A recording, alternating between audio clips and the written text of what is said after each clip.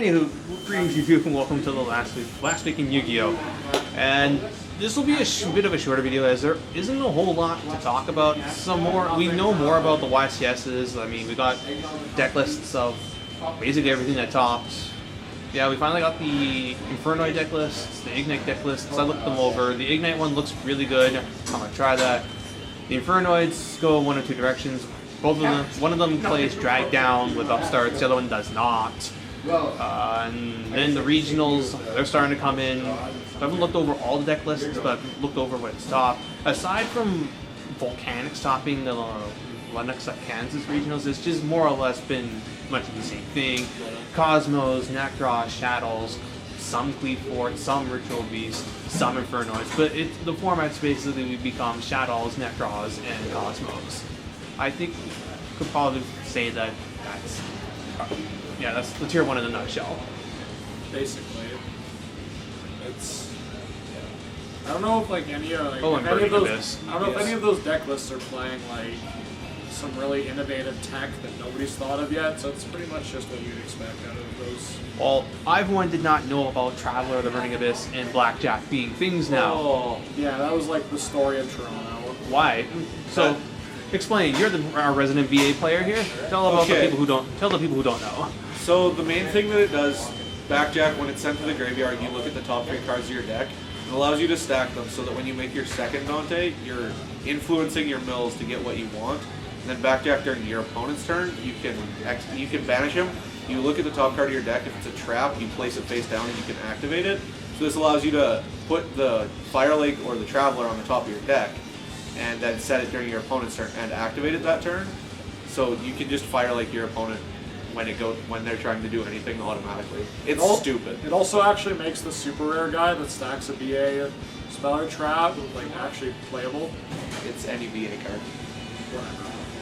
Just because you can stack Fire Lake, discard it for a Wind Blast, fuck with their play, stack a Fire Lake and excavate it with Blackjack and set it, use it that turn. Yeah. Use this. So I think that build, although it has much more powerful plays, I think it's also a little more prone to bricking though. Yeah. Because just drawing multiple Traveler or multiple Blackjack or God forbid both just loses you the game. Yeah. Today at our locals, I ended up first game of the tournament. I drew 3 Traveler, double Blackjack. Yeah, like that. You lose. Yeah. So. And speaking of BA, I just hate retaliating. Yeah, that also happened today too. And speaking of BA, that leads me to the next topic. We finally got spoilers on what Beatrice is. She's pretty much a BA equivalent of M7. Yep. You can. Except she replaced Bounce something with Foolish Burial something. Yeah. Which combos nicely with M7. Yeah, you dump a monster in the graveyard and you can M7 it back to your hand. Except unlike M7, she's not splashable. Yeah. Because you have to send a Burning Abyss to rank it up. Yeah, or just hard rank 2 level 6s into it. Yeah. But there's nothing really relevant that can make use of that. No, but someday, it'll be relevant. I mean, the fact you can just rank her up by pitching a BA card. Oh no. That's she's also doesn't have Burning Abyss in her name. Yeah, which is fucking hilarious though. Because then all the guys are just I don't want to hang out with this bitch. Yeah. But she does also make Dante Pilgrim incredibly playable. Yeah, because if she dies, you summon. If she dies from your opponent, so by battle or by card effects, you summon a BA Burning Abyss monster from your extra deck, ignoring its summoning conditions. What the hell does Pilgrim do again? Discard 1 Burning Abyss monster to draw a card, and then when he's sent to the graveyard, you pick a card out of your opponent's hand. That sounds great. Yeah. Yeah. So it's not a bad card. Yeah, I think extra pack drops in Japan, 2 weeks from now? Mm-hmm. Yeah. So we'll see what kind of effect the PA have on the Japanese format.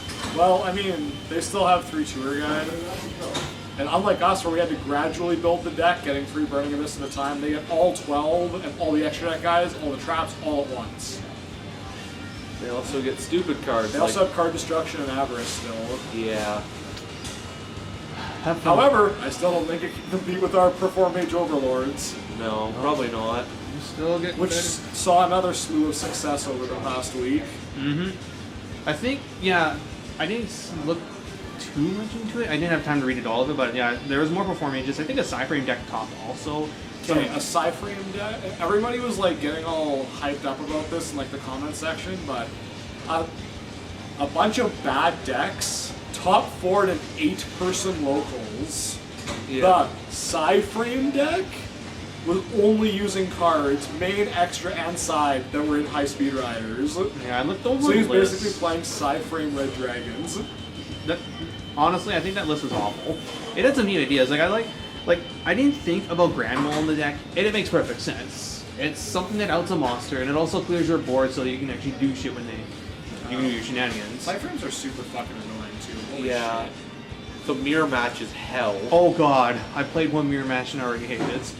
Is it like pretty equal to Magispector mirrors? Where all of your cards are dead because nothing can target anything. No, it's basically like who does what first and who has what, because like Yeah. you could summon something and they'll have the on summon dude, or you don't, or they don't, and you get ahead. Like It's basically whoever makes the field spell stick. yeah, and Whoever who's can able do that wins. And if you're able to resolve the trap card, because that's how I won mine. It's like he got their field spell off. Well, he went first. He opened card, and he had the field spell. Like, oh crap! But he didn't have the negate, the effect negator dude. So I was able to get my card off and draw onto a overload, and I just got rid of his field spell and just eventually grinded him out. And yeah, it's a cancerous mirror match that will not be done It anything. won't be relevant anyway. No. They'll still see some play here just because people will want to use it. Oh man, Speedroids all the way. It's the best thing in that set. That Oh, deck yeah. looks fun. I can't wait. I'm so excited. So hyped. Like, I don't think High Speed is going to do amazing here, but all 3 decks in there I will probably have some enjoyment with. No, yeah, like none of those decks out of there will be meta by any stretch of the imagination, but they'll be enjoyable. Yeah, Yeah, it'll be and- cool to play. For all we know, Cyframes and Speed Wars will get something in Breakers of Shadow, which is the Very likely. next thing I want to talk about, because 2 cards got spoiled, one of which I'm very happy about. The other guys don't care that much, but I'll get to that in a bit. But first we got Reject Reborn, which is a normal trap. That's the one that Jack used in his duel against Yuya. Now, basically how he made Scar, right? Yeah, when your opponent's monster declares a direct attack, you end the battle phase, then you can special summon a tuner and a sinker from your graveyard, but they're negated. Yeah. Now, So in like the anime, he did like the Red Wyvern and Red Resignator and made Scar, right? I mean, it's a +1 and it's a easy synchro summon. Yep. And I think that would actually be really sick into the Cyframe deck, because you'd get back your Cyframe and your driver while you have an open board, and you would get the Cyframe field spell to go off. Ooh, that's not bad, but when your opponent's monster going, that sounds like it's a lot like Valk and Scarecrow. So I'm pretty sure if you book, they dodge it. Maybe. Maybe. It might be. Maybe. Whatever. It loses it. The Oracle will have rulings for it within a couple weeks. Yeah, it's okay-ish. I think it has potential at some point.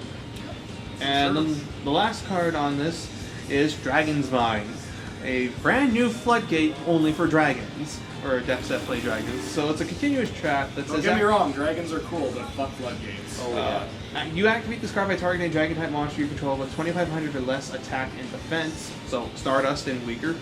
Neither player can special summon monsters whose attack is equal to or less than that monster's original attack, and then when that monster leaves the field, destroy this card. Yeah, so basically it turns any of your dragons into a Cockamere Drago for everything. Yeah, Stardust, 'cause Spark that's Dragon. what we need, right? More floodgates. Like, the one that comes to my mind is Stardust Spark Dragon, because you can protect the thing, or you can protect Stardust Spark, so Dragon's Vine will live. I was talking a bit with Richard Clark and the others, and he immediately said King Dragoon, because that thing has a built-in, it's a Yazi, so you can't target your dragon-type monsters for anything while he's in play.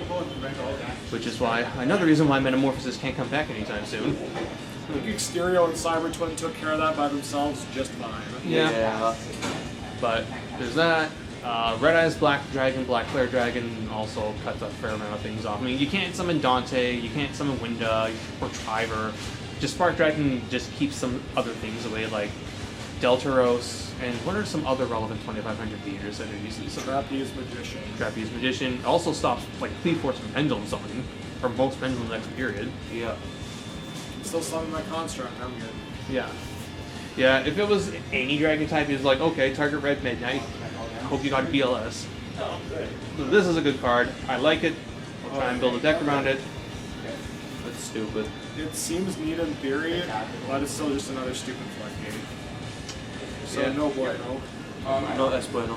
No, but that's pretty much like it for the time being. Like Yeah, again, like, there wasn't a whole nothing happened. aside from just these bits, but it's still something. And then yeah, I'll just wrap it up saying that Yeah, like I'm trying to think of anything else kind of cool.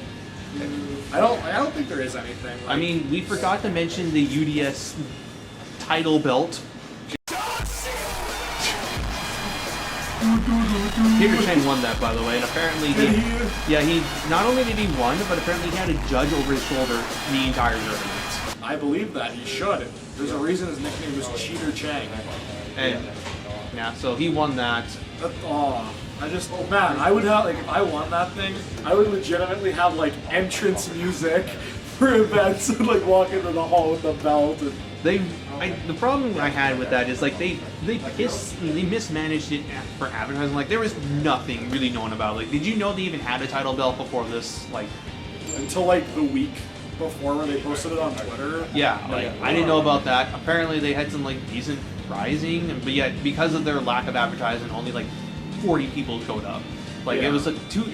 they planned it out to be like this YCS like 2-day event, and like almost everyone who entered made top 32. Yeah. But there were some still notable names there, and I guess like Europe's also getting their own version of this. I don't know the full name, but their prize will be a felt mat. European title. That hasn't been relevant for decades. But God held it at one point. But like Europe's version of this is like they get like an almost Spellground like mat with Mirror Force or Tyrant Dragon on it. I forget which one it is. Like it's white.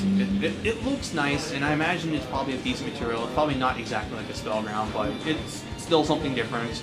And I'm sure because it's Europe, it'll be of course awesome to play in because Europe does everything amazing for the most part. They'll probably have coverage even. Yeah. Remember when YDS used to have lots of coverage, like hourly? Yeah, and posted top deck lists. Yeah. Yeah. But I don't miss all the damn nicknames. Oh yeah. Brigadier Fraser Smith or something like that. Yeah. I still remember just calling Tengu plants Synchro Summon. I mean, yes, that's one of the things the deck can do, you're correct. But not all. But that's not all it did. Yeah. No, it sometimes succeeds. Roach for the mirror. Just out of curiosity, what is that deck missing at this point? 4 years of time. Okay. And Trap Dust Shoot. Solemn Judgment. A second Warning. A second Thunder King.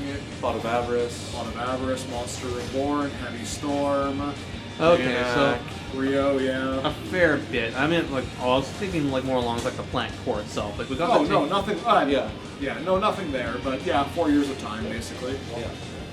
It's okay. I know the feeling of dragons, but Summon like Tengu back with like an enemy controller will get you shit all. Will get you nowhere in these days. No. It'll get you shit. Yeah. welcome to power creep. Unless your name is Infernity, then you'll keep going and If going. you can't go +5, your deck is bad. Yeah. Oh my god. Anywho, Hey man, I was playing Precious Cards from Beyond a year ago. Terrible. Side note, I hate it when people say, "Oh, I was playing this deck before everyone else was." That's like the Oh, complete. man. That's the complete opposite of the people who hate on people for playing what's new and trendy. It's like, oh my god, bandwagoner. No man, it's just. No, the point of that is I have them because I was playing them a year ago. What were you playing those? Artifact Mega Monarchs. Terrible. With escalation of the Monarchs, you summon artifacts to your opponent's turn and tribute them for Mega Monarchs. Was that the I'll one? give you a little spoiler, it doesn't fucking work. Wasn't that the one where you wanted to get Megas of Borg off? No, that's Megazaborg FTK and that's going to happen. It'll work with the It new works with the new support. Monarch support. You can actually do it. You just have to have a way to special summon the idea, like 1-for-1 or something. You can do it. You use Megazaborg to blow himself up twice, putting your opponent's whole extra deck in their graveyard. Then you play Temple of the Kings and Exchange of the Spirits and kill them. It's not like you can't draw into Temple of the Kings in that deck anyways. Oh my god. But yeah, that's 3-pan deity. Yeah, that's pretty much it for the video. 4-pan deity when you get it back with an idea. Why not? I mean, it's not like that deck doesn't already have enough good stuff as is.